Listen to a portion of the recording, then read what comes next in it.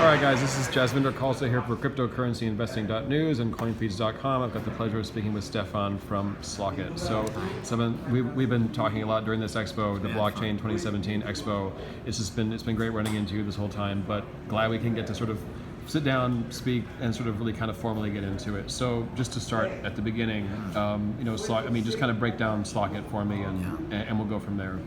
Essentially, Slock.it is a means for people to monetize the assets that are underutilized in their homes. So if you have a car, for example, that's parked all day long and you're not using it, why isn't it making money for you?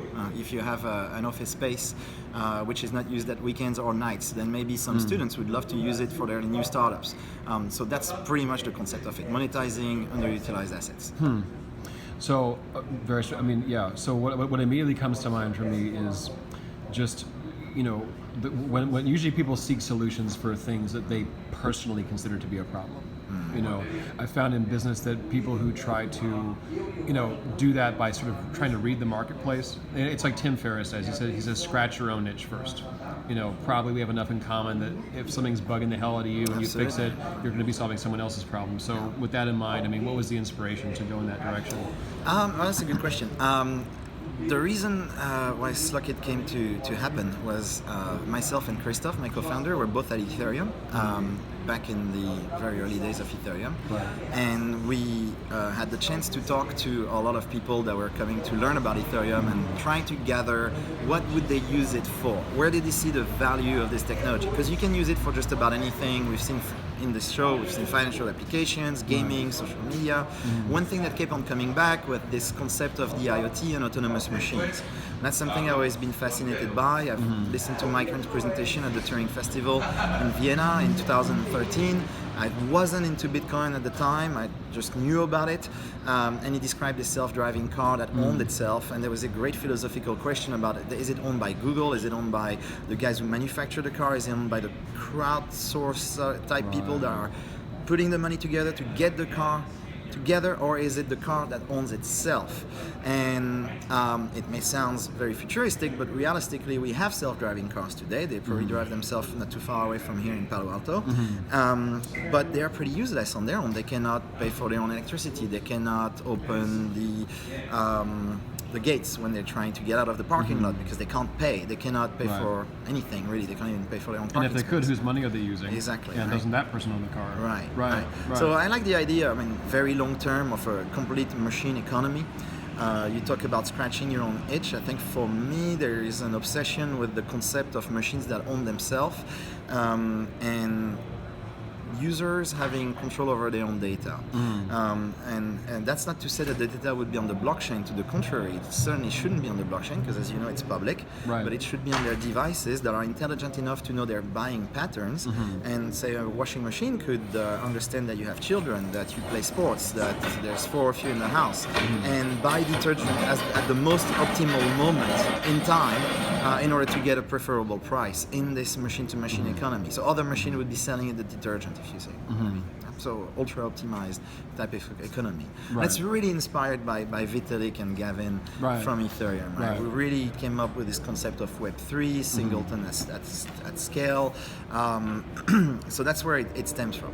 So, that offers a unique angle to talk about, because your time working with him, that must have been incredibly just, I can't imagine how much that sort of shaped your worldview and sense of where this is going and the potential, and just to be in proximity to a brain like that.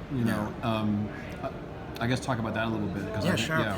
I think what few people know is that Vitalik is the kind of person who will think about a very scientific problem and using the scientific method. He's not motivated by money, as far as I could tell, for 2 years working with him.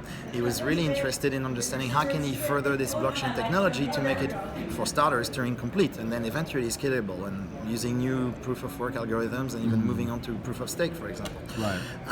Meanwhile, Gavin Wood was really the chap who came up with this concept of Web3. So this idea of you could take applications, decentralize them, and have them live on a cloud that's owned by no one except the people that use it, and people that only pay for what they use on that cloud. So if you're not using the decentralized Facebook, you shouldn't be paying for it, but if you do, then you pay for its existence. So it's really flipping the model on its head. But then again, if you're not paying for a product, you probably are the product. And I find that fascinating, and really working with them was very enlightening. And so it gave me the impetus to start Slock.it with Christophe. Right. Well, that's another issue right there, and the idea of the expectation of all of these essentially business products being essentially kind of categorized as amenities. You know, the idea is we pay for an internet service, but the idea of paying for Facebook, paying for Twitter, paying for YouTube, I mean, you can pay to remove ads from YouTube, but the idea that we just, I don't want to use a word like entitlement, but the sense that these things are just supposed to be free. How many people would have a Facebook account if it was even $5 a month? Right. You know, but then Not many. But then everybody wants a stake. You know, and a lot of these conversations have gone back to issues of governance and you know, and what Decred is doing. If you've met those guys or you know what they're doing, but I mean, we've got hundreds of people here, right? But what Decred is doing is they're really trying to gamify governance by essentially giving people the requirement and the opportunity to earn skin in the game, to earn negotiating power, and that doesn't just come with buying up a whole bunch of tokens. It doesn't even just come from doing a lot of token mining. You know, it's about involvement and accountability and transparency and constructive engagement and an openness to negotiation. You know, what do you think when you hear that in terms of where this is going? Because the obvious downside of essentially business products becoming amenities in our eyes is that sort of hyper democratization, or that almost sort of pathological democratization, where every single customer is also a cook in the kitchen. And is that healthy? And a lot of people say no. That's a super interesting point. Well, I think the answer lies in just look at what's happening with blockchains today, where governance is pretty much non-existent. In terms of, if you don't like the way Ethereum is going, or Bitcoin, in theory, you grab the code base, you fork it, you improve it, you release a new one, and you call your friends and they join your new chain, right? That's the theory. But in practice, how many people have the technical skills to go and even deploy smart contracts, never mind writing a blockchain client from scratch? So there's a dreadful lack of governance in the blockchain space today, which leads to conspiracy theorists going absolutely nuts on this stuff. You know, claiming that Vitalik Buterin can fork Ethereum on his own, for example. I mean, that's been repeated over and over during the DAO episode, which was absolute nonsense. It was a vote. Now the problem is, like all votes that include a 51% majority, and we've seen it in the US elections here, or Brexit in the UK, 49% want to recount, right? Because they don't like the decisions that was taken. So I think governance model on blockchain is going to be absolutely critical. I don't know what Decred does or these other platforms, but this notion that people should have a stake in the platform, well, obviously for the company itself, it's incredibly valuable because they get their early adopters, what Seth Godin called the sneezers, and it gives them that community that they need from the get-go in order to get started with their product. So it's like, you know, how Reddit manufactured their first post, right, in order to get traction. Well, in this case, at least it's a little bit healthier, I suppose. They're actually getting genuine people, genuine interest in the platform to succeed. I think that's what Steamr does. And so one thing I like about this is that it's in line with what Vitalik Buterin had in mind for Ethereum, which is there is no killer application, absolutely none. The killer app, if you will, is the idea that the infrastructure of the 21st century, identity, reputation, sharing economy, in the case of Slock.it, are owned by the people that use it. So the Uber driver owns Uber and so on, right?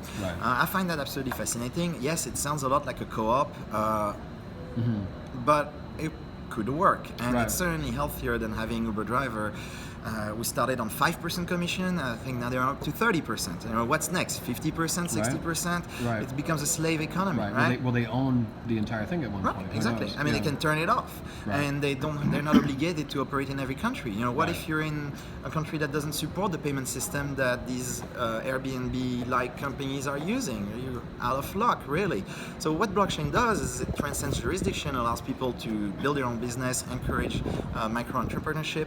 That's what we're trying to do with Slock.it, making, Right. ensuring that maybe someone with 20 bikes in India could go and rent them out, and they're all locked. Obviously, they shut themselves off if they're not being paid for. If they're stolen, there's a deposit system where the person basically bought the bike outright. It's a win-win. Right. I like that notion about blockchain. I think there's a lot of things that haven't been explored yet, and it's very early days, obviously. Absolutely. I mean, and to your point, what do you see in terms of the challenges of? I mean, there's a with very few exceptions, there's a real vacuum of legislation and regulate. And really, I'm thinking about the United States because I know that in Zurich or just Switzerland broadly, there's sort of a very granular level of Zurich in particular, yeah. Yeah, and and then you've got Singapore on the other hand being pretty much carte blanche to these guys. They want to be the frontier land, but then you've got a place like Indonesia where it seems like the doors are open, but then they ban ICOs, right. and China did the same thing. Don't know what to expect. Exactly. I mean, how much of that is? How much are people sort of, let's say, overextended, or they've sort of gone, for lack of a better word, they've gone too far down that rabbit hole, where if a curtain comes down, with legislation or regulation falling on the wrong side of their business model, I mean, is that a bubble waiting to be burst, or is this something that they could rebound from fairly easily? Yeah, regulation is super interesting. When I started, I made a video with Julia Turinsky on what is Bitcoin, and we had a few sequences that were a little bit osé, so to speak, with not so kind word for banks and so on, because we saw them as the enemy, right? In reality, what I've learned over the last couple of years is I've seen a lot of people jumping into incredible technologies like Polkadot, for example, or Cosmos, platforms of that nature, with absolutely zero understanding of what the platform actually does, throwing money at these platforms without having an actual understanding of what they're getting into, what they're benefiting from, what they're purchasing. And the joke is when ICO, right? Those two little words, when ICO, which is what you see on every single forum. For platforms that are actually really interesting, sometimes very valuable, could go a very long way, and sometimes for platforms that do not. So there is almost, like you said, this carpet bombing approach to ICOs and to this environment where people just want to be part of it but don't really understand it, don't really grasp it. They feel like it's the fear of missing out that drives them, and that cannot ever be healthy, right? So regulations can get in the way of entrepreneurship. I'm well placed to know that. I'm French, so I left France because of that very reason. On the other hand, I can see where the SEC comes in and tries to protect its own people by flagging basic behaviors that people should adopt. Like, you want to invest in a company? Great, please do so. But keep in mind, they need to have a team. They need to have a working product, perhaps. If they don't, maybe a prototype would be good. Not just a white paper or website. Right, right. More of a proof of work, proof of concept. In terms of these proof of fill in the blanks, where do you? I mean, maybe this is a good place to kind of sort of round it off, because what do you see as? I mean, how do you kind of view these sort of phases? Because you have to work, you have the concept. It seems like businesses go from starting with one and going to another. What does that represent in terms of their development and their maturation? You mean in the context of blockchain companies? Yeah, definitely. Well, if you watch the Bitcoin forums or the Reddits and so on, you quickly find that whenever a big company adopts a technology or maybe just does a pre-POC on it, there's a tendency for these groups to rejoice, especially, for example, when Goldman Sachs decides to invest into blockchain XYZ, the said blockchainers will go, hooray, we've won, our technology is now, we're mainstream now, right? It's fairly ironic, isn't it? Because I thought that was the whole point. We were trying to be independent, we were trying to be away from these movements. But there's also a business reality to all this. In our case at Slock.it, we have to follow regulations. When it comes to distributing hardware, for example, we need to be at C regulation level when we sell locks and so on. And not every country has the same set of regulations. Not every country follows the same rules. And you don't really get to have a say, especially in the case of physical hardware like ours. We must absolutely follow and comply to those regulations. So it's not that bad. In our case, we've made the conscious choice not to take public money for Slock.it. We are entirely privately funded. We've never taken a single penny of crowdfunded money, and we don't intend to. We're preparing a Series A right now. It makes sense for us. It may not make sense for everyone, and sometimes we do miss that aspect that you described earlier, where we could get our first 10,000 adopters, would be the 10,000 people who invested in our company. Right. And yes, it's a shame that we cannot have access to that, but the flip side of it is we also gain access to the big corporates, because our investors are obviously people who are very well hyper-connected and can introduce us to the right manufacturers, the right regulatory authority, and help us improve the market for us. Right. I mean, I think there's a lot there, because if the funding is coming from people who are going to be approaching it more skeptically and dotting I's and crossing T's, Absolutely, and have a sir. reputation at stake, and they aren't just people who are excited about an idea because of, let's say, an ideological motivation to begin with.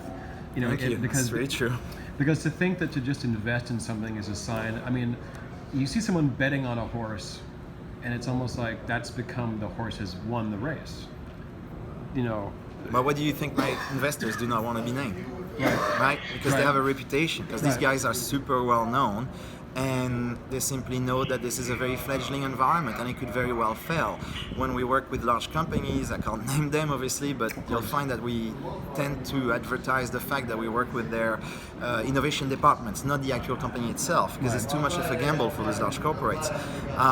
And it's healthy, because when we had to receive the seed funding for Slock.it, we had to do due diligence, and due diligence was incredible. I mean, the level of depth we had to go to. Every single contract with every single client was reviewed by a lawyer, every single one. And every clause that could have leaked IP was then, we were forced to renegotiate the contract with our own clients before we could obtain the funding. Compare that to, what's happening in some circles where people have just a white paper, no team, no ideas. I know which company is more likely to succeed. It doesn't mean we're guaranteed to succeed. It just means that we have done our job. We have done our well, they have done their job. It seems like it's a reasonable amount of respect for what should be the level of risk aversion. Right, and there's this guy, I forgot his name, I think he was from Block News, who said, if you're going to do an ICO, at least try to apply all the principles that were in the IPO that protects the people to your ICO. And it makes complete sense. You have access to the blockchain. It's the most transparent, auditable environment ever. So to not open your finance to the public when you're getting public money is absolute insanity in my opinion. That's what Do Good is doing. If Right. you're familiar with them, is they what he was saying just yesterday is you should be, even if you raise 20 million, there's no reason that you can't basically discern if your idea will work or not within a $5 million budget. So that excess 15 million will be put in escrow. Yeah. And that protects people, and then it gives transparency to people who are like, Yeah. hey, how are things coming along, and have you hired a project manager yet? You may very well need $100 million to build your product. Maybe, I don't know. Not all products do. I certainly know that mine doesn't. Right. But if you do need the 100 million, then you certainly don't need it all in one go. Right. So why do you take it all in one go? Why not doing it on a monthly basis, hit some KPIs perhaps, a minimum number of adopters, a minimum number of users would be a great KPI to gun for. That's how the normal world works, and that's, so far has worked quite well for them.